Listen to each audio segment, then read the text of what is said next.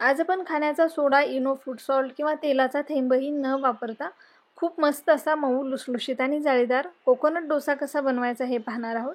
हा तुम्ही नाश्त्यासाठी बनवू शकता किंवा मुलांना टिफिनलाही देऊ शकता। खूप मस्त होतो, थंड झाला तरी सुद्धा हा मऊ राहतो आणि खायलाही टेस्टी लागतो। बनवायला सुद्धा अतिशय सोपा आहे, त्यासाठी व्हिडिओ शेवटपर्यंत नक्की पहा। आपण सुरुवात करूयात। त्यासाठी इथे मी तांदूळ घेतलेले आहेत, 1 कप एवढे तांदूळ आहेत। इथे मी इडली राईस घेतलेला आहे, तुम्ही कुठलाही तांदूळ वापरू शकता। आता 1 कप तांदूळ स्वच्छ धुवून आपल्याला 5-6 तास भिजवून घ्यायचेत। इथे मी आधीच तांदूळ भिजवून घेतलेले आहेत।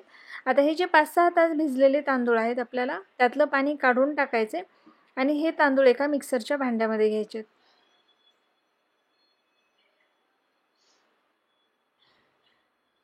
आता पण इथे 1 कप तांदूळ घेतलेले आहेत, तेवढ्यासाठी आपल्याला अर्धा कप एवढा नारळ घालायचा यामध्ये आणि शक्यतो नारळच वापरा, खोबरं वापरण्याच्या ऐवजी। आणि अर्धा कप एवढा भात घालायचा।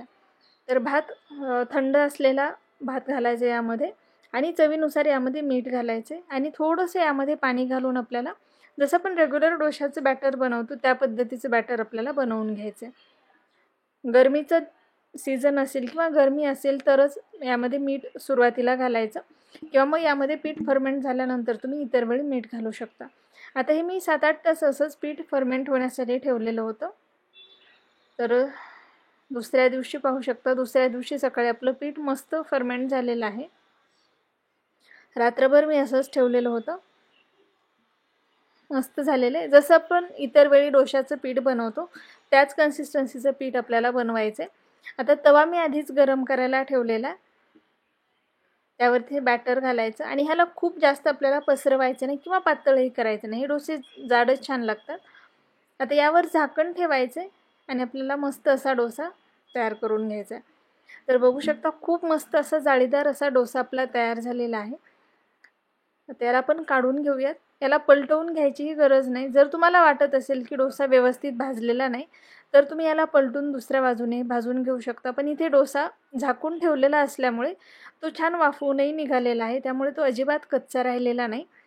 याच पद्धतीने बाकीचे डोसे मी बनवून घेणार आहे, खूप मस्त होतात, खायला सुद्धा खूप टेस्टी लागतात। तर बघू शकता इथे आपला जो दुसरा डोसा आहे तोही मस्त झालेला आहे। अजिबात मी इथे तेलाचाही वापर केलेला नाही, गरज वाटली तर तुम्ही थोडासा तेलाचा वापर करू शकता।